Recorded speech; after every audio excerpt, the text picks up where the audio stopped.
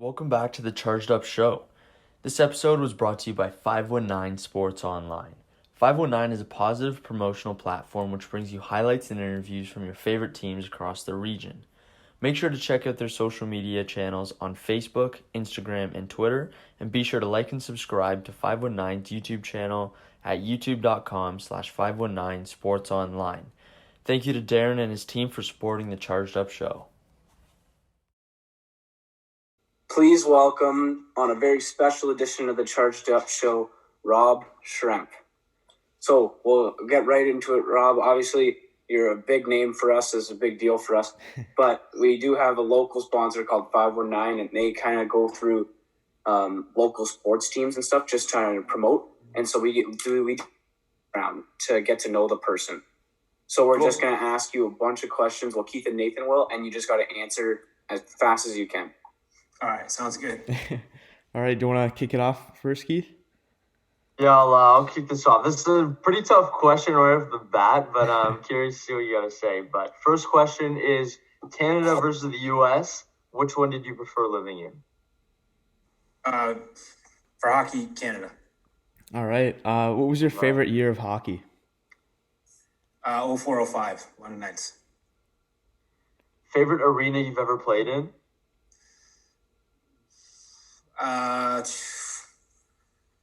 Madhouse in Chicago was amazing. Montreal was electric too. Those two are the toss-up. Oh, okay. Favorite place you've been to? Switzerland. Coolest jersey in the NHL all time? All time. Big fan of the Blackhawks. I think it's their third jersey. They're black ones. Yeah, they're really those are sick. Yeah. I agree. Do you snowboard or ski at all? Which Ski. one you ski? Do you prefer that? Hit the slopes at all in Switzerland? Yeah. And there's a national team break, so there's a chance to get out and go out. And my wife skied for a long time growing up, so she was a competitive skier. So. Oh, cool! Awesome. What's the biggest fish you've ever caught, if you do fish? 5-pound largemouth bass. Ooh, nice. Wow, that's okay. Big bass. It's a good pull. Favorite spot in Europe? Favorite spot in Europe?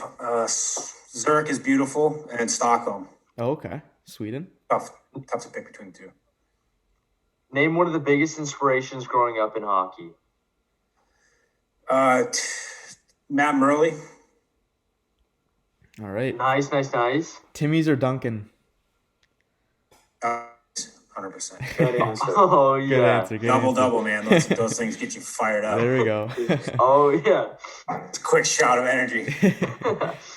Did you actually like Pink Whitney? I never tried it. Yeah. Oh, I no. have not tried it. Ooh, I haven't got a chance yet. Is it not open enough, I guess, then? No, they don't have it yet, so maybe I'll help Whit and Biz get their product over here. Sounds good. Yeah, so that leads us right into kind of where we're starting. And obviously we'll go with the current now. And what's it been like? Obviously, it's pretty cool for us that, like, Spit and Chicklets is one of our big influences and stuff. And how I got into podcasts listening to them. How cool was it to be on that? Obviously, it's such a big hockey platform. And then how crazy has it been since then, right? So it's a big deal, I'm sure, and you're getting a lot of messages from everyone. Yeah, they just had a post too. What's that? They just had like a recent post too, tweeting you Yeah, out your as well. tweet. That was pretty cool. Yeah, that was pretty cool. That was stoked to see. That was great to get on. Those guys are awesome. I think their show it was pretty edgy, and they've really carved out a nice niche for themselves, and they're one of the top podcasts out there. I think it's great. They get guys on and they kind of talk openly, and they have that kind of setting where guys can tell some different kind of stories. It's not the same as everything else, where I feel like the guys kind of let loose a little bit on that podcast. The interviews that they get, they kind of speak real stories and talk. So it was fun to be on that. It was great. And then, it's been super busy after. So getting a lot of messages for podcasts, and I own an online coaching platform. So that's helped out a lot with that, with people kind of recognizing who we are and what we're up to. So cool. It was a huge, they got the old expression, the Chicklets bump is a real thing. That's awesome. Yeah. Thank you so much for taking the time. Obviously, we know it's your wife's birthday, so we won't keep you too long. And still the currents, obviously you end up you're in Latvia now. How do you want to give us a quick backstory to how you ended up in Latvia and how you ended up creating the Skills Corporation? Yeah, so I played in the KHL for Dynamo Riga, and it's actually it's really bizarre that I met my wife here. It was a short stint here. I lasted 4 months, and I ended up getting moved on. So I met her inside that time frame, and we stuck together. And it was it's kind of we've been together ever since. And we always come back for the summers, and then this year it was kind of like let's get out of here because it was kind of a mess in the States and what was going on. It was tough to see what was going on. And Latvia is a smaller country, smaller population, so it was a lot safer. It still is a lot safer.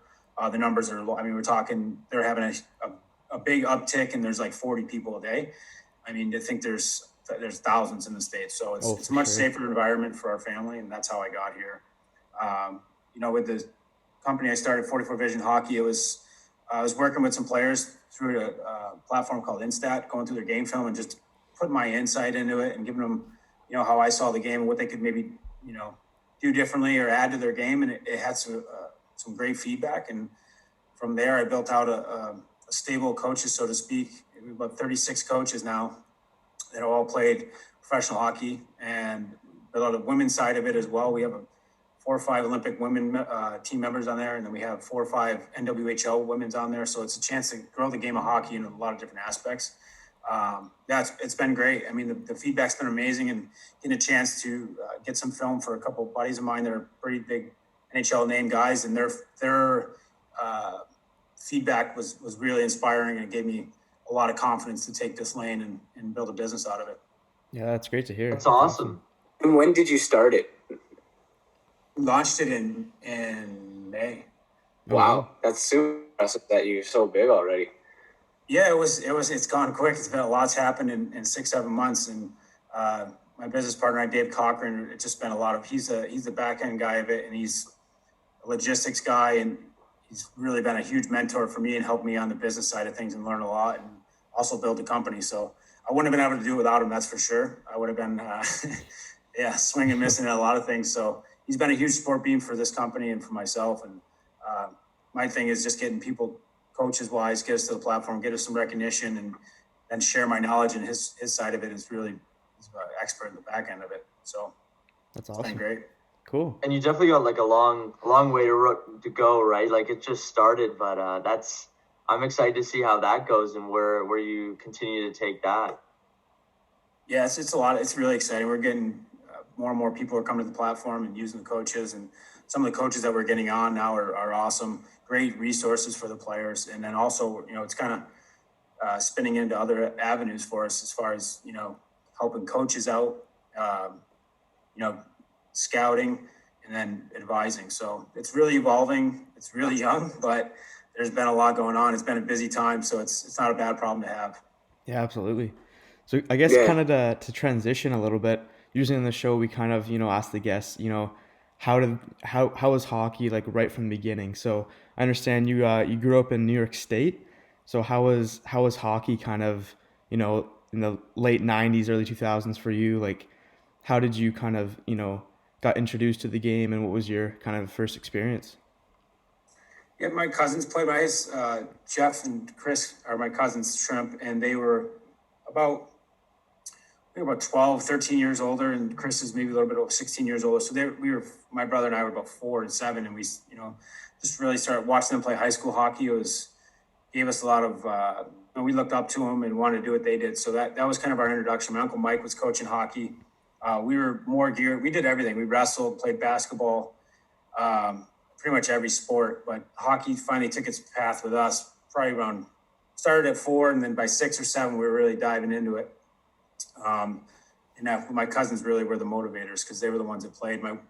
Chris went to Brown University, played hockey there, and Jeff played all the way through high school and then went up playing lacrosse. So they were influences pretty big on us, especially my brother and I both played lacrosse too. Oh, okay. So we followed their stuff. Yeah. So, we had a great setup. Don Kernan came and took over the rink in my hometown when I was probably 10, 11 years old. And that's really when my game kind of went from just playing that local, almost house league to travel AAA and going to Canada. Right. a lot of it had to do with him. Him and his son taught me a lot about hockey, and that's when Matt Murley and Tim Conley were kind of around the Syracuse area. Oh, okay. And they were very big resources for us. They were like Timmy Conley was insane at hockey at that. He was 14 or 15 at that time. Really big name. He played in Syracuse for the Syracuse Crunch. And that coach that coached him was the guy that took over the rink. So you see where that resource I was very fortunate to have that resource For sure. land on my doorstep. Yeah. And that kind of took off from there. It was kind of a wild ride. As far as your development Sure. goes, like, when did you get this insane skill? Like, even talking to my dad, he was like, it was amazing the skill you had in junior and pro and wherever. When did that kind of develop? Were you always above everyone else growing up from right when you were 7, or were you like, when did that come along? When did you realize, wow, I'm pretty good at this? I was very, honestly, very, very average up till about 9-10 years old. And when Don Curran took over that rink, I spent a lot of time there. I spent a ton of time there. I just worked with his son, Donnie Curran Jr., who's between Don and his son, Donnie Curran Jr. I think they're some of the smartest hockey minds in the game as far as offense. Donnie Curran Jr., he shoots a puck better than anybody I've ever seen in the world. And I've played against a lot of, I've been in a lot of places, so it's not somewhere where it's just throwing that out there lightly. Yeah.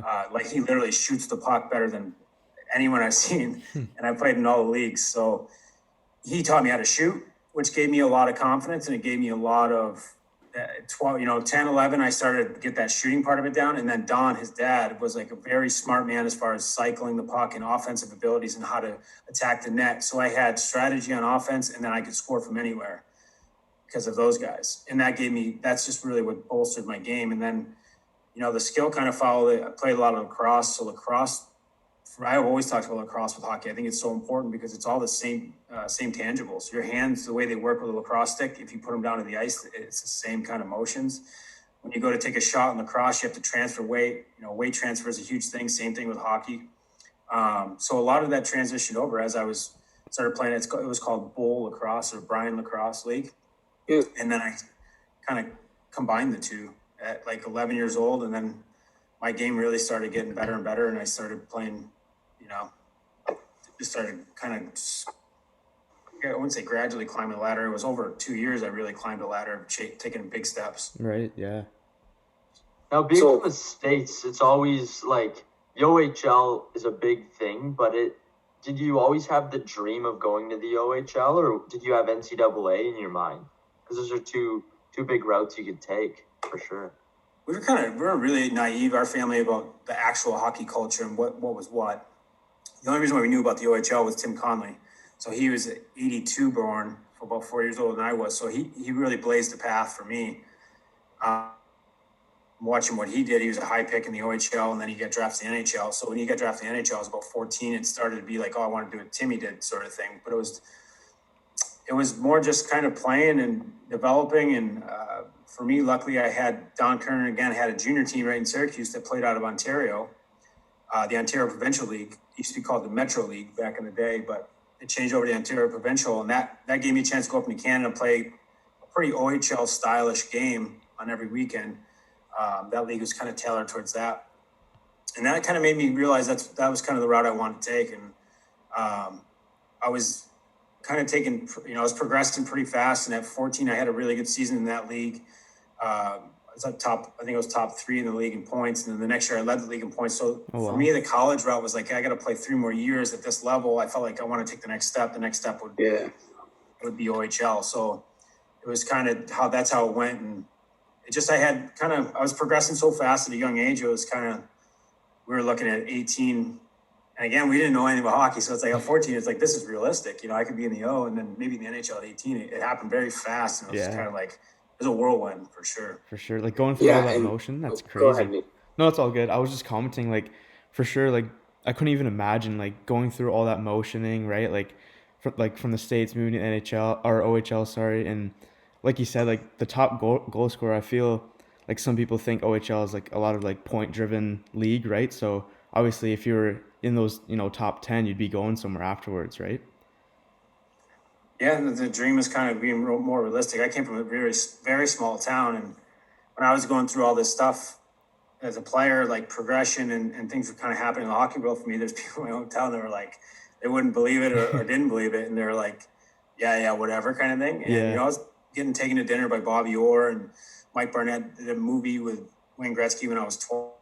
And things were happening in the hockey world. And in my little town, everyone was like, get out of here. Kind of thing. You know what I mean? Like, Yeah. it's Crazy. kind of a pipe dream. So it was unique. You know, people couldn't really believe what was going on. And neither could we. It was out of we didn't know any better. Yeah. But it was fun. It was definitely a really cool drive, a really cool ride, I should say. Yeah. So obviously we want to spend a decent amount of time on the OHL because we're such. Probably the majority of our guests are OHL players. Obviously, it's pretty big on the podcast and a lot of local guys and stuff. And like we said, the NCAA OHL, you were like listening to the Spit and Chicklets episode. It seemed like you were clearly wanting to go to the OHL, and you clearly made the right decision having 74 points as a rookie.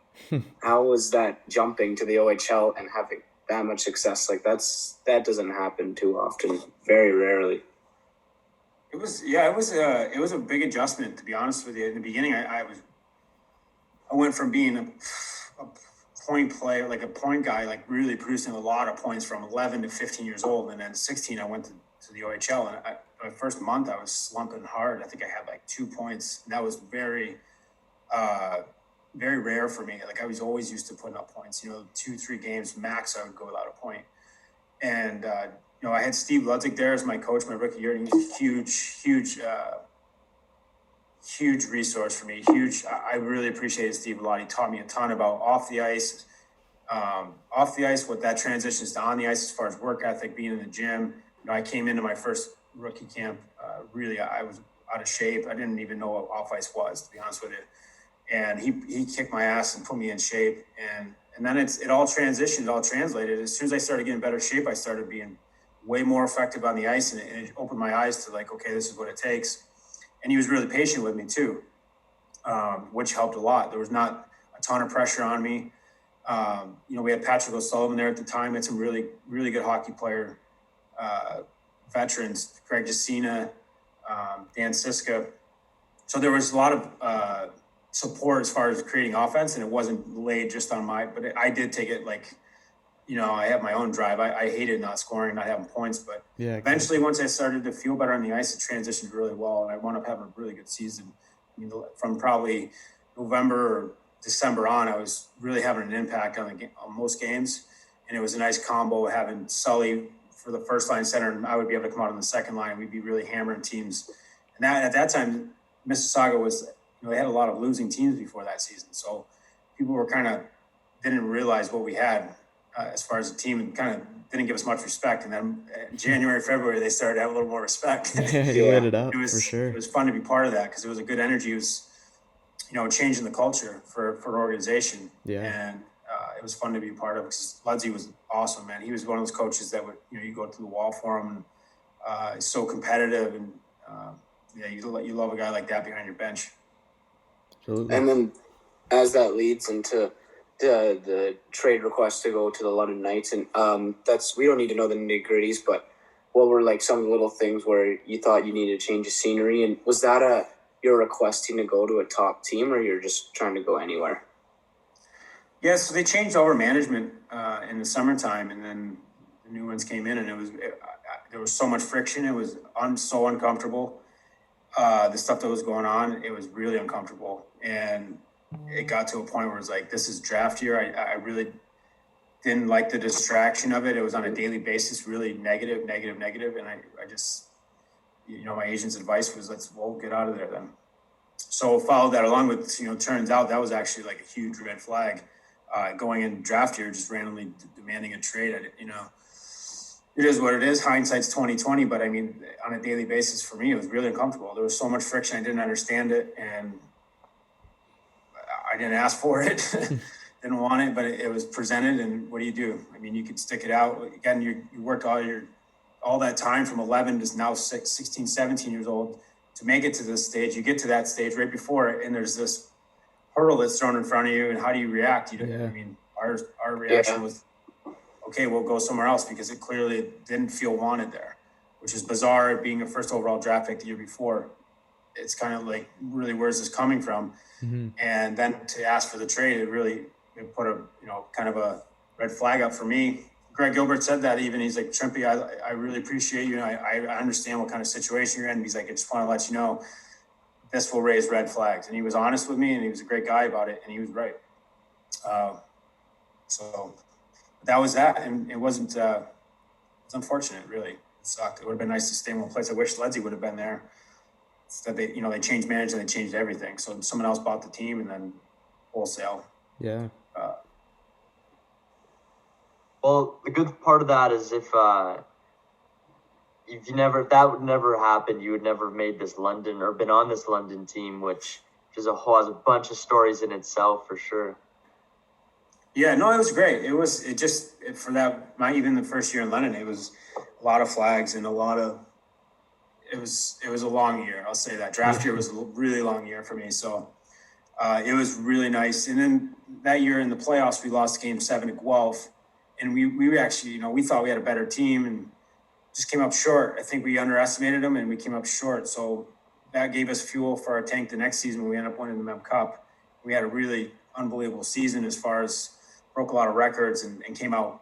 I mean, we went 31 games undefeated first in the start of the season. Oh, geez.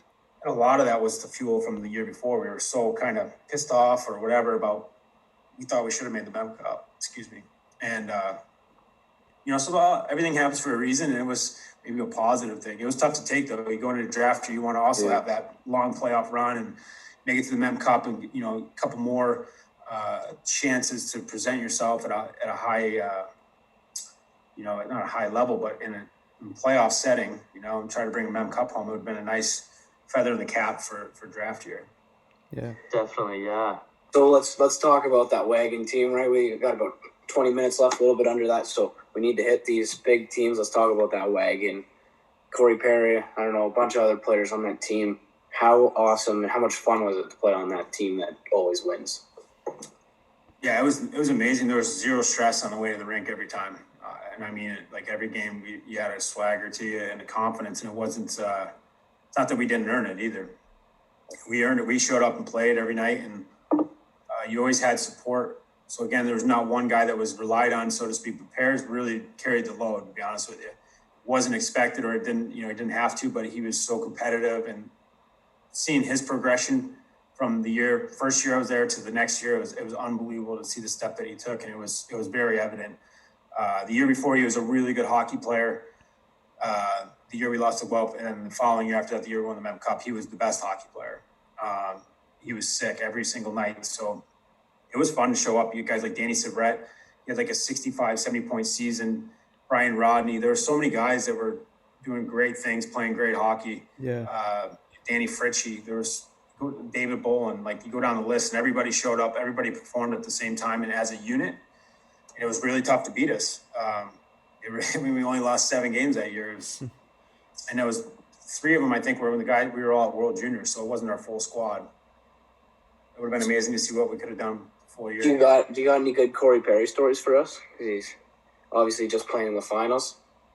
They showed his little superstition thing the other day on TV. He did the same exact thing in juniors. Really? He says he had these little quirks and he had all these pregame routines. And, sometimes we try to screw him a little bit, but not very nice of us. But nothing crazy. Perry's a quiet guy and comes every night to compete. And, he's absolutely, the guy's won everything you could possibly win.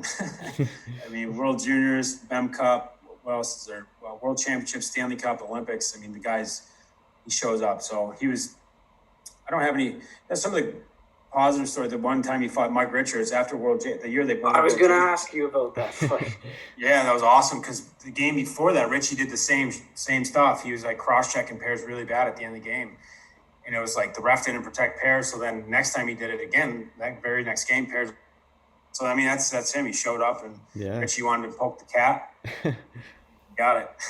That was one of my next questions, and I've seen that fight a million times. Obviously, we're more Rangers fans, growing up Rangers fans, but how nuts was that? Like, I'm assuming you're on the bench for that kind of line brawl, or you weren't already in it, but like those are 2 of the best junior hockey players. They both go into the NHL. Like, how cool was that to watch?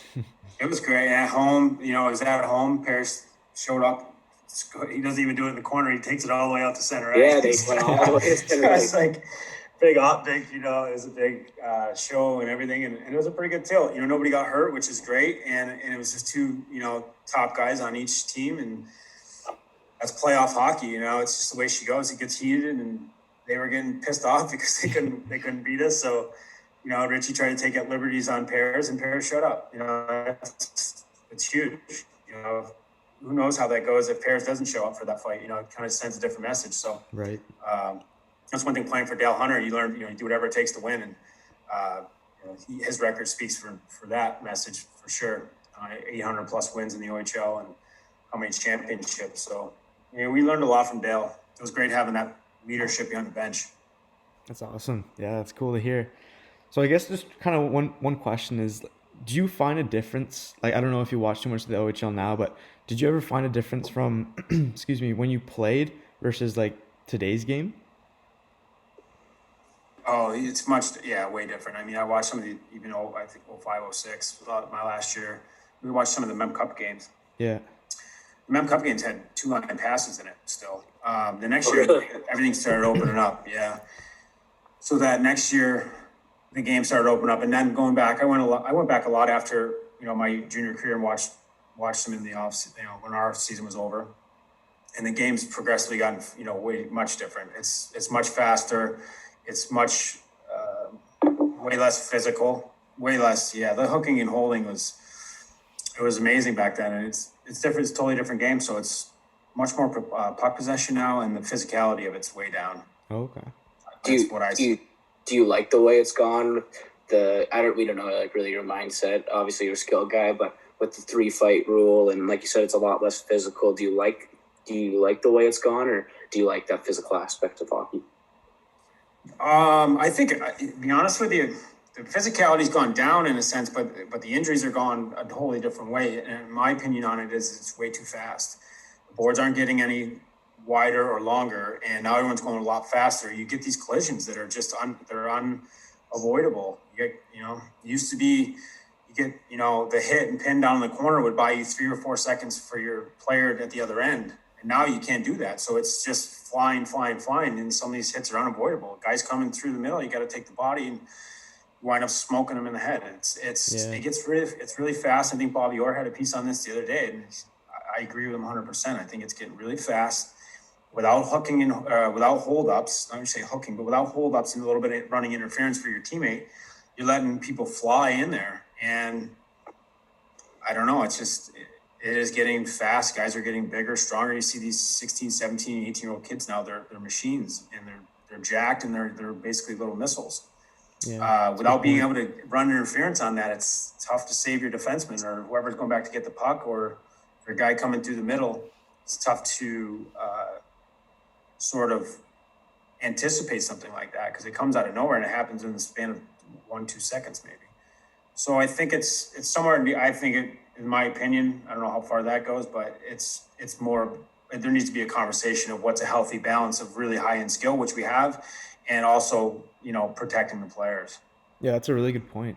Yeah, I never really kind of thought of it that way. Like, it's gonna be crazy to see how like the game is 20-30 years from now, like to see if it changes at all, right? Like, there's kids growing up like machines with any sport, like football, hockey. Like, it's gonna be a whole nother level, I feel.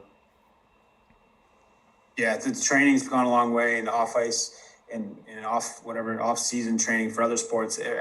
It's come such a long way and advanced a lot. So it's now you put that muscle on a pair of blades and buzz around, and then it's like I said, some of these hits, or the guys are just trying to make hits. I don't think they're maliciously trying to take each other's heads off. It's just literally it happens so fast. Yeah. Like you're thinking hit, and then you go to launch, and you're already in mid launch, and there's a guy.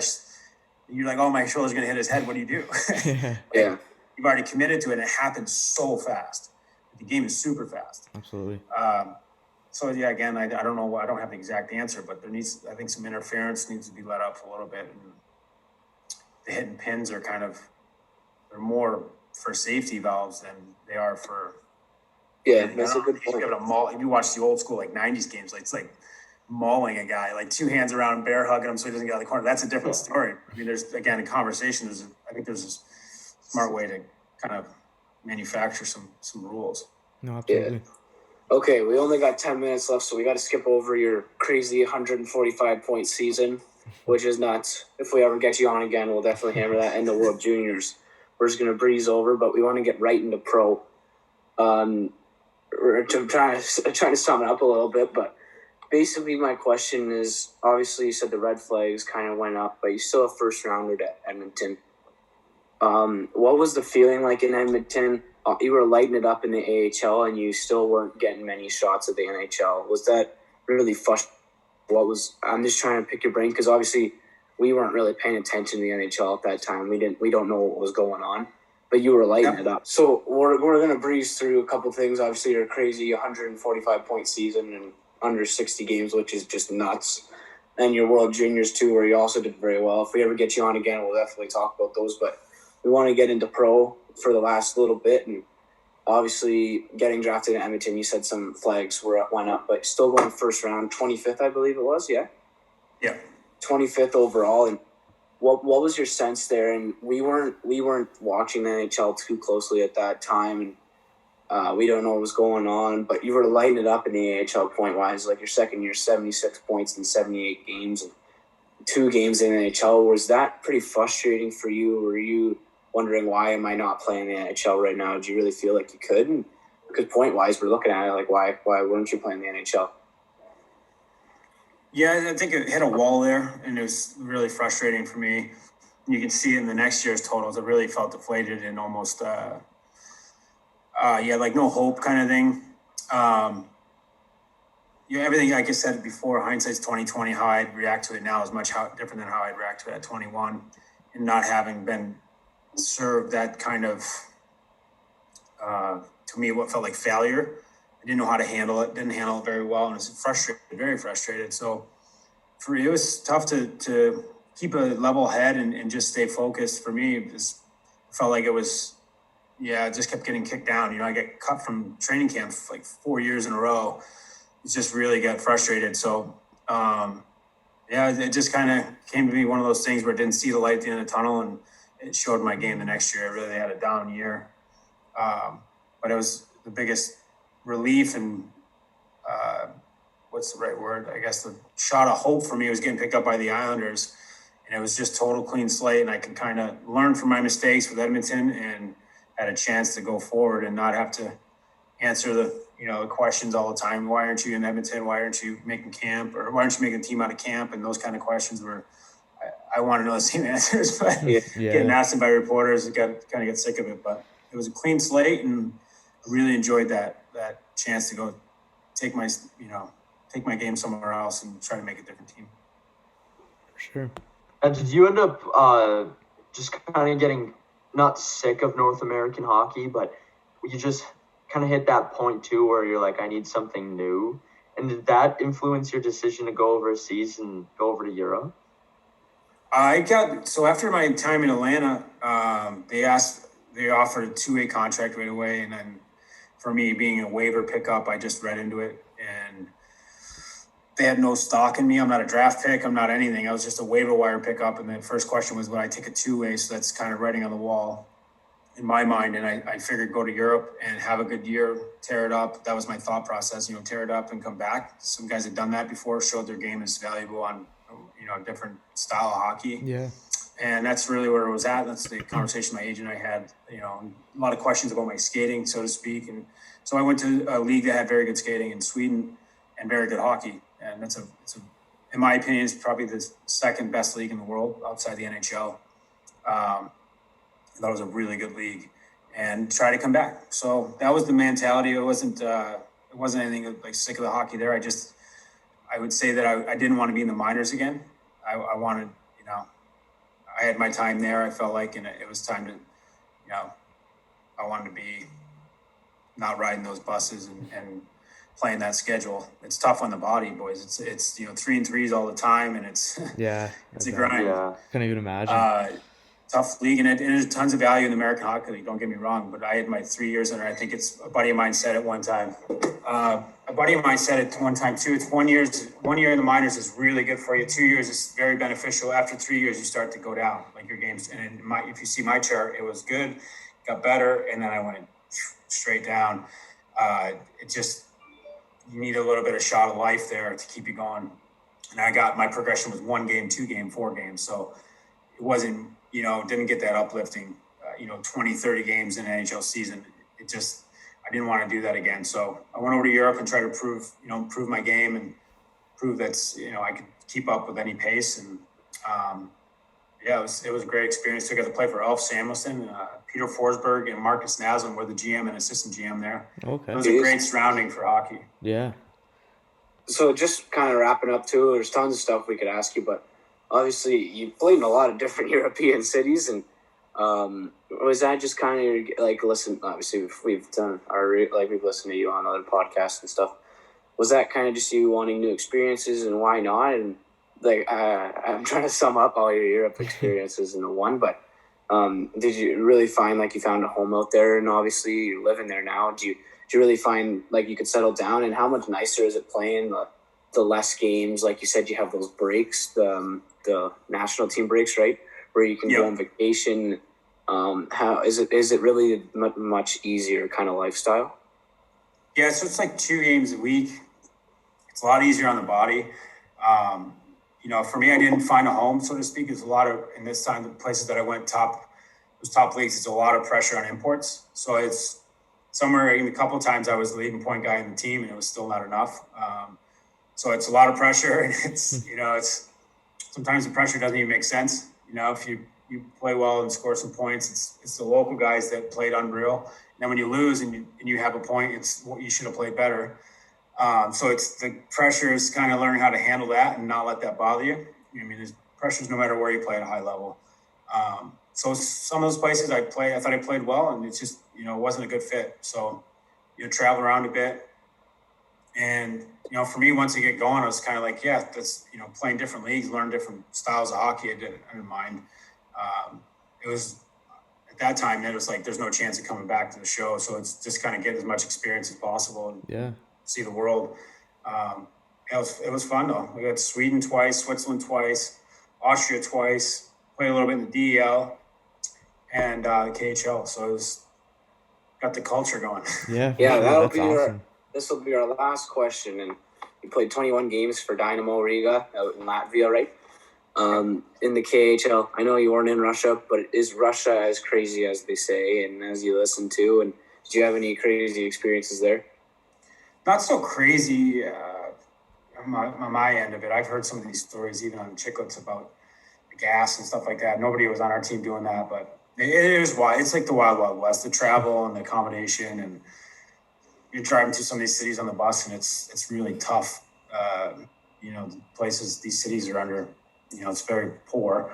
And then there's a hockey rink and you're playing, driving through, it's almost depressing, you kind of feel almost guilty. But it was tough. The travel's tough. It's schedules bizarre. You travel 3 time zones and play 1 game and then travel off somewhere else. So it's a lot. Tough league. It's wild, wild west. But it's some of the other guys like Tim Stapleton, those boys, they've had some of the stuff they've seen. I didn't have any part of that. I was only here 4 months too, so it was a quick stint. Awesome. Okay, we'll let you go now. Obviously, you got your dinner. Thank you so much, and we'd love to get you on at some point again too, if that's something you'd be interested in. So thanks so much for coming on. That'd be awesome. Thanks for your time, boys. I appreciate it. Thank you. Take care. Take care. Good day. Thank you.